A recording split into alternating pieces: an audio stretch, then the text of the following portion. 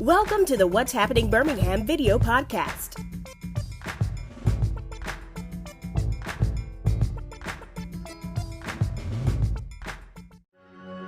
What lies inside all of us is more than data, it's life. What's flowing through America's veins is its diversity. And it's those very differences that will lead to answers for generations to come.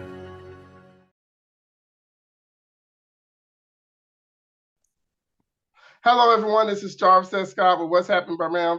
Today, again, I am back again with some of my favorite people from the All of Us research program. Today, I have the honor and pleasure of having Dr. Beth Lewis. She is the co-principal investigator over this great research program. Dr. Lewis, how are you today? I'm good, Jarvis. How are you? Great. So, well, first off, by saying, Dr. Lewis, I'm very impressed with your biography, your bio. Like if anybody go Google her, look her up. She's scientist a lot, I like to say, on the with her history as far as being in the medical profession. But let's start about what's your role as a co-principal investigator with the All of Us research program? Well, there are three of us who are principal investigators. I think you've talked to Bruce already, Bruce Korf. He's what's called the contact PI. So if they need to get in touch with somebody, he's the guy officially. Although, we back him up. So that's one of the things I do. If there's something going on with Dr. Korf, then I fill in at meetings and conference calls, and we actually really work very well together in terms of thinking about strategy, what we need to do, how we might need to make changes in things, and keep the program running smoothly here in the Southern network, as we say, because we're from Alabama down to Louisiana and New Orleans and other parts of that state too. So for those people who have not seen the previous podcast or even seen some of the emails I may have sent out, social media posts, in your opinion, what is the All of Us research program? Well, we have a very big goal. We're trying to enroll at least 1 million people into All of Us. It's national, across the country, and it's an effort in this new thing that we call precision medicine. And so we're trying to recruit this 1 million group of people, and we will be following them over time to see how their health might change. And we're it's a big effort. We're looking to figure out, just what is it about some people who might get certain types of diseases, other people who might get other diseases, some people who will remain healthy. We're planning on following people for about 10 years. And why is that? Is it something in their genes, how their genes might react to their environment? A whole big effort to better figure out what do individual people need to do to help them try to stay healthy. Okay, and then the term I see a lot, well, let me back up. How is this program different from like other research programs you've worked on in the past? Well, its size is one thing. I've been involved in big studies before, a study of women and their health that had 160-some thousand people in it across the country. So that was a big one, but 1 million is even bigger.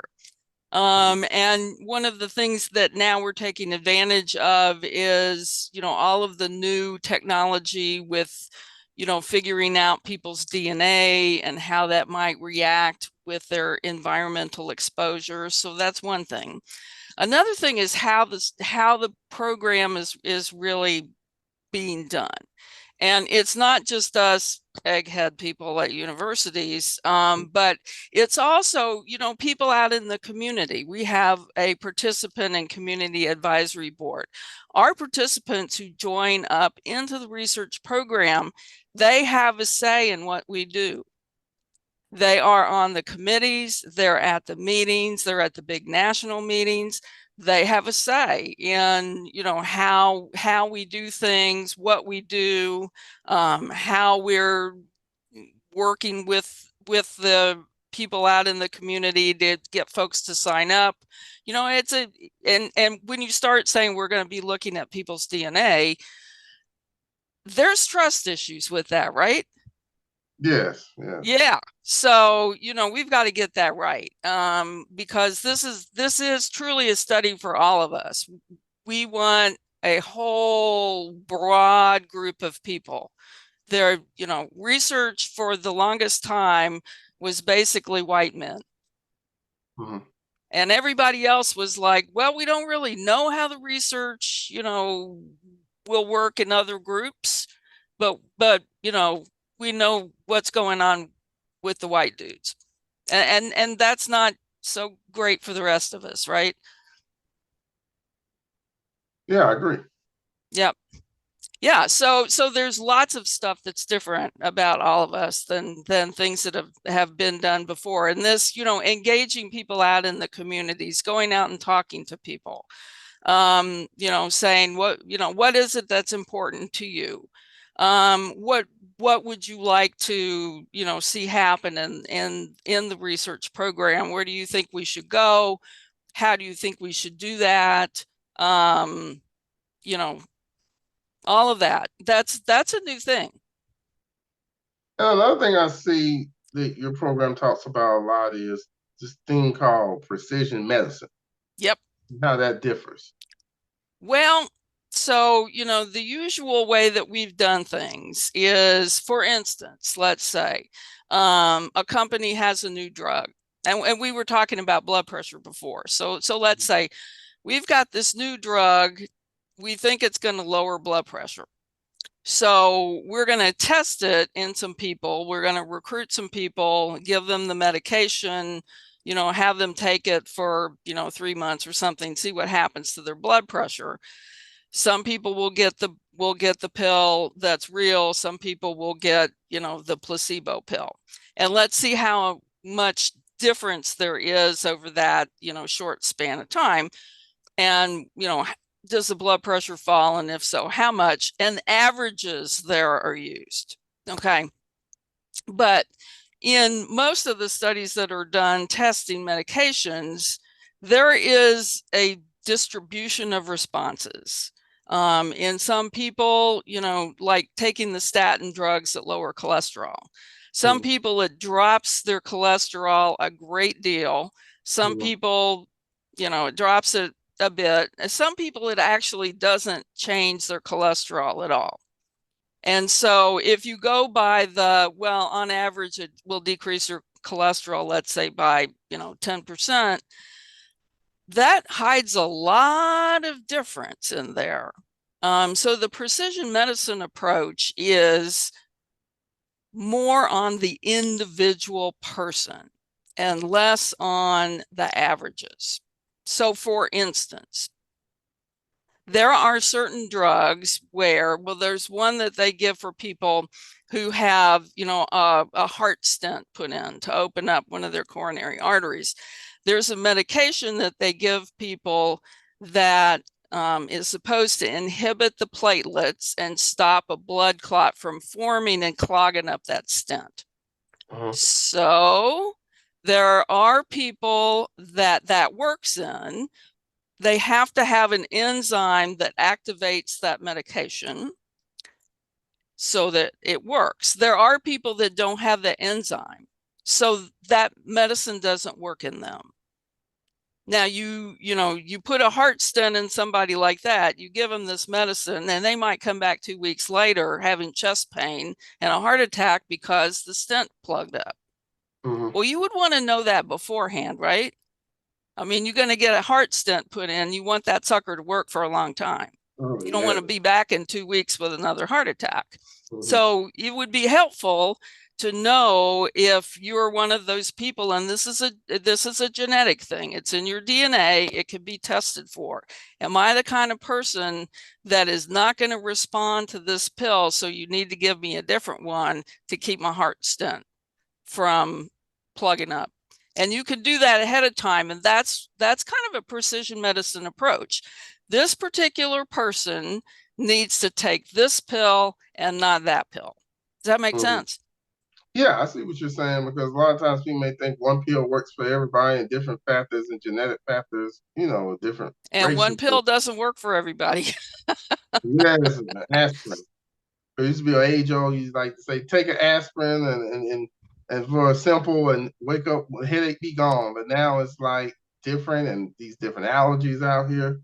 Yeah, So right. so for like that, speaking like I guess you kind of answered the question. It's like part importance of diversity, but I guess it's important for medical research as well, right?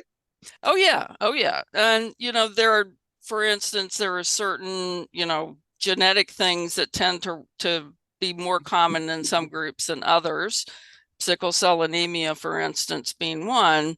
So it's important to have a lot of different kinds of people in a study. That way, you're not misled. If you have a study of all, say, Black people, you might think, well, there's a lot of sickle cell anemia out there, but it's not very common in people who look like me. So having a big diversity of people is much, much better. So let me ask you this, and this is one of the reasons why I've been actually was looking forward to bring you on here because on your bio and your areas of expertise, you cover hypertension, body composition, but back to hypertension and African Americans. Hmm. And I've always had the opportunity to ask somebody that's in the health profession. So is it fact or myth with African Americans they have higher hypertension rates than other races?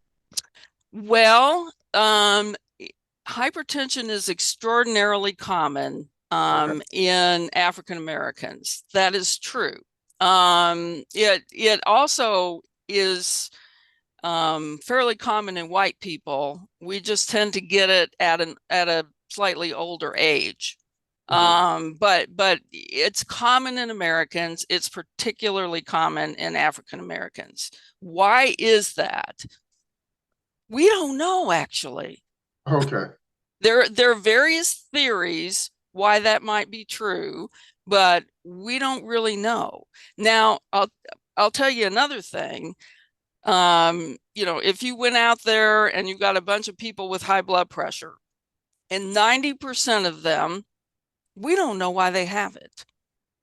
In only 10% of them can we identify a particular thing that's going on that gives them the high blood pressure. But for 90% of people, we don't know. So how would the All of Us research program kind of answer that question somewhat? Well, that's interesting. And one of the things that you need to be able to really tackle a question like that is probably a whole lot of people with a lot of different kinds of measurements. So, you know, there hadn't been as many genetic studies that are really big that involve people who aren't white, actually. Um, there was just a story yesterday that I was listening to on the radio about a study that was looking at Parkinson's disease in Nigeria. And they found a particular, genetic thing that if you have that trait, you have two copies of a gene. You have two copies of this gene, your chances of having Parkinson's disease are like 4 times a person who doesn't have that genotype. So, it's really important to have enough people of a specific group to study. So we have a better shot at trying to sort out what's going on with a whole lot of people, and especially a whole lot of African Americans, because, as you were saying before, there is a whole lot of hypertension in the Black community, and it would be really great if we could figure that out. It Oh yeah, I causes a agree. lot of disease. Yeah, I agree, because a lot of times, typically, and people say, well, it runs in the family, and then say it's the food you eat. Then also, I've done, like I told you before I got on the podcast, I was doing some research. It was like, well, because there's not a lot of, in typically areas of color, there's not a lot of grocery stores and food deserts, so people migrate and eat at fast food places more often, and it's just bring all that different data, into it. Yeah, that's right. And high blood pressure is it's a complex disease. It probably has multiple different things that come into play. You probably people have, a number of different genes that they carry. Each one of those genes has a small effect on their blood pressure. It's not, if it was one gene that had a big effect, we would have figured that out. Mm-hmm. And there are a handful of conditions where one gene is at fault. A handful. But for most common things like high blood pressure, it's going to be a number of genes, each having a small effect. They add up, and those genes interact with each other, and they interact with the environment. And the environment is a lot of different things. The food you eat, probably where you live, the stress, or other lifestyle factors, how much people exercise. A lot of things probably come together and then cause the problem, in this case, high blood pressure. Okay, and another thing you cover too is, like, I guess it falls under your areas of expertise, is about the body composition. Mm-hmm. Interested to know what's been your work towards on that. That's a really, that's an interesting thing. And there's a lot that goes into that. There's been a lot of talk, for instance, lately about a number that's commonly used to measure people in terms of, it's sort of a rough estimate of kind of body fatness. And it's called the body mass index, or BMI, which is weight factored by height.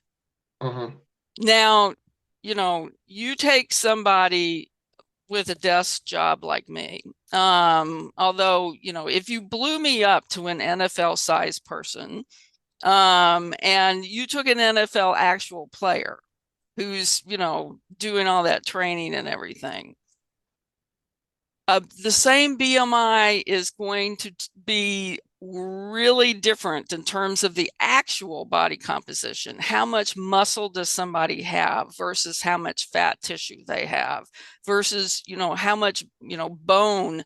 Bone varies in terms of how much calcium it has in it, how hard the bones are. So there's a lot of different differences in the body composition of an individual person. If you say, how much fat, how much muscle, all of this kind of thing. So, and it varies between men and women. It varies by age. Your average older person, has a higher fat content in their body than a younger person does, possibly because we spend so much of our time at desk jobs, for instance. And so, there, and just, a simple measurement of like weight index to height hides a lot of individual variation. Yeah, because I remember, because of course I'm a participant in the program, and I had to get my measurements and everything. That's right. Signed up with the study. So I'm curious to know the results of the study, what that reveals about that as well. Yeah, well, we're probably going to have a number of ancillary studies as time goes on. These are add-on studies that, are funded by additional grant money. We've just started one recently on nutrition, Nutrition for Precision Health, we call it, where we're recruiting people who are in all of us.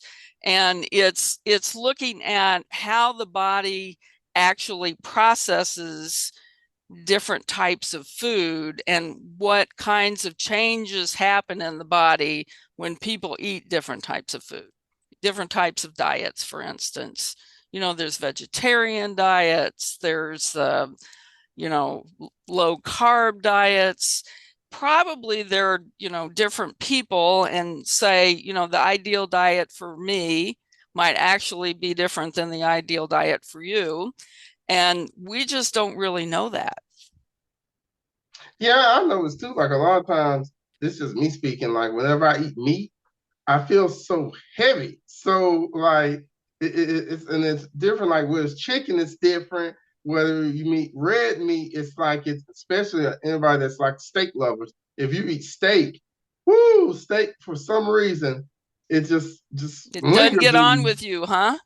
Yeah, yeah. Wherever you eat like fruits and vegetables, you feel a different way. And I Right. always tell you can feel it whether you're walking or whether you eat meat, or like us down here in the South, when you eat that Sunday dinner, it's like it's time to lay down. Yeah, right. And that sweet tea. Yeah, and that sweet tea. We don't really have too much of that sweet tea, but we gotta have our sweet tea down in the South. So as we approach like 5 years into the program, where do you see the program going? Well, like I said, we're starting out on our first ancillary study where, now we're taking all the information that we'll have on the all of us participants, all of that genetic information and all of the other things that we've collected in that. And now we're going to be feeding people different things and seeing what happens, how the body handles those things. I see more of those studies coming on. We're getting ready to start recruiting in the pediatric population. So far, the all of us people that we have been enrolling into the study are all adults, but we need to understand more about kids too. So we're getting ready we've been doing all the preparation work, so we're getting ready to start recruiting to the younger crowd, shall we say. So I Okay. see that coming on, and that's going to be a big deal. And in recruiting people in families will give us additional information about both the genetics and the family environment, and various things like that. So there's a lot happening. And one thing I would tell people, and this is one of the benefits I would say in the program you get, is I got a free Fitbit. Yeah, cool. Well, where's my Fitbit around here? Oh man, where's my Fitbit? I feel so bad because I need to have it constantly on my wrist. But it's really interesting how it tracks everything. Yeah, that's right. That's right. One of the things that I do a lot of work in cardiovascular disease, and we now have these devices, the Fitbit being one of them, where we get a better idea about the activities that people are doing and their sedentary time. And sedentary time looks like it probably it's not just that you're not exercising, but there's probably additional bad things that happen for people who have long stretches of sedentary time. We hadn't been able to measure that very well before, so we hadn't been able to do those studies. But now that we have these devices, we're starting to learn more and more about the unique aspects and effects on health of sedentary time. You ask people about sedentary time, and it's really kind of difficult for people to remember, because they oh, I'm just going to go, and I'll be out in 20 minutes, but I got to finish this thing on my computer. And 3 hours later, they come out. People lose track of time. So getting new technology in there and better ways of measuring things is really going to help us sort out, health effects of lots of different types of things. Okay, so before we end, I want to end with two fun questions. I like to call all these questions are fun. Okay. Two fun questions about yourself. Why did you choose a career in medicine? That's kind of funny. So when I was a kid, I was very interested in marine biology, actually. And so that's why I went to college in Florida. But I was down there and then I found out that every other kid wanted to do that too. And there were only, a few jobs in the country. So I'm like, well, I got to think about something else here to do. And so I was sitting with a friend of mine one time, and all of his family were doctors. And so he's, talking about his strategy for getting into medical school. And he says to me, your grades are better than mine. You could go to medical school too. Okay. And that started me thinking about it because, my dad's not a doctor. My grandfather wasn't a doctor. So, I hadn't thought about it until that, which is kind of funny, isn't it?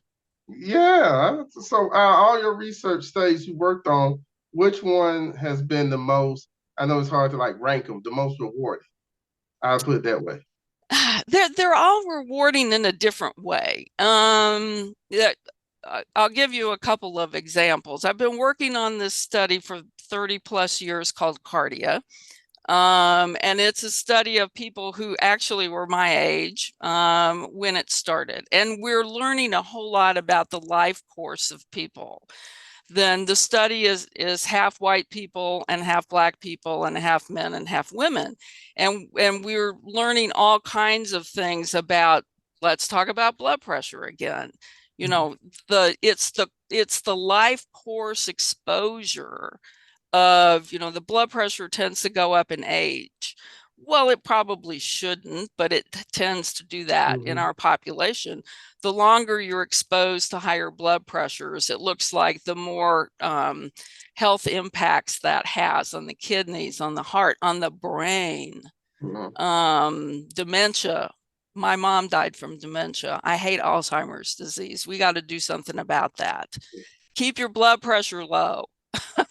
That probably helps your brain, which we found out in another study that I was on called Sprint. It was looking at, should we treat blood pressure to one of two levels, one which is pushing the blood pressure down lower. And we found out that that was better for the brain, keeping your blood pressure lower, having a lower goal to treat the blood pressure. So Sprint was a great study, and it changed the guidelines for how we treat blood pressure. Very rewarding. One thing I will tell people too, also to keep your blood pressure down low, even though I'm not a doctor, is don't get into arguments with anybody, because once you argue, it's something about the blood rushing to the head for some reason. Yeah, I know. I happened to have a doctor's appointment one day, and I had a terrible day, and I was really mad at this guy who screwed something up. And I went in there and my blood pressure was higher than it had been before. And he said, you might need to take something for your blood pressure. And I'm like, yeah, well, dang it, But there's probably something to that stress thing, at least in my case. Okay, so I see very busy. What are some of your favorite hobbies? Oh gosh, I wish I had more time for them. Gosh, let's see now. I grew up fishing with my dad. And so my husband and I sometimes go like to Smith Lake and try to catch stuff. We do a lot more fishing than catching. Okay. I wish we were better at catching than we are, but that's sort of a way to kind of unwind. We've thought that when we retire, my husband's a doctor, and so when we retire, we might have more time, and we've been thinking about fly fishing. Oh wow. Okay, I can see you doing fly fishing. Well, that just sort of we saw that movie, a river runs through it. and we talked to this guy who's a fly fishing guide, and he's like, oh yeah, we call that the movie. People sign up for fly fishing classes after they've seen that movie. Oh, wow. I don't know why I visualize you catching a big bass or something like that, fishing and things like that. Yeah. We went out with a guide one time on Smith Lake, and we caught some good sized stripers. Oh, wow. Did you take a picture? My husband has some. He actually took his dad out when his dad turned 80 some years ago, and he hired a guide and took him out fishing for stripers. Oh, wow. So and I got to cook them for dinner. Oh man, I bet that was very tasty. That's very well tasty. you gotta pay attention then, because you don't want to burn the fish you're going to serve your in-laws. Oh wow, yeah. Probably not a good idea. So why should someone sign up for this program, and where do they go if they're thinking about signing up? Where do they go? Okay, well there is a website for Join All of Us. We have a number here at UAB, 833-JOIN-UAB, not too hard to remember. This is going to be a very impactful, important study. It's going to be big. It's going to do a lot of stuff. It's a different study in that we listen to and involve our participants. Our participants are working with us to make this study happen. And that's a whole new way of doing things. Okay, well, Dr. Lewis, thank you so much for coming on today. Enjoyed hearing your stories about fishing. And one thing I want to add too before we end is you have a unique profile that you're a blazer, a Hoosier, and a hurricane. That's right. Yeah. Well, like I said, I was interested in marine biology and stuff. So I went to the University of Miami, although I was there so long ago that, that was before they were good. They were bad, then they were good, and then they weren't so good. So we'll see what happens now. And then to medical school, I went back home to Indiana. That's where I'm from. So I went there. When I told my mom I was thinking about medical school, she said, okay, well, you'll apply to Indiana, and if you get in, that's where you will go, because we live here and it will be cheapest. But I don't really like winter, so I wanted to get back down to the South. So after training, we came down here. My husband's a kidney doctor, and there's a lot of need for kidney doctors down here. So we came down here for training, not sure how long we were going to stay. And that was in 1988. Oh, wow. And we're still here. Okay.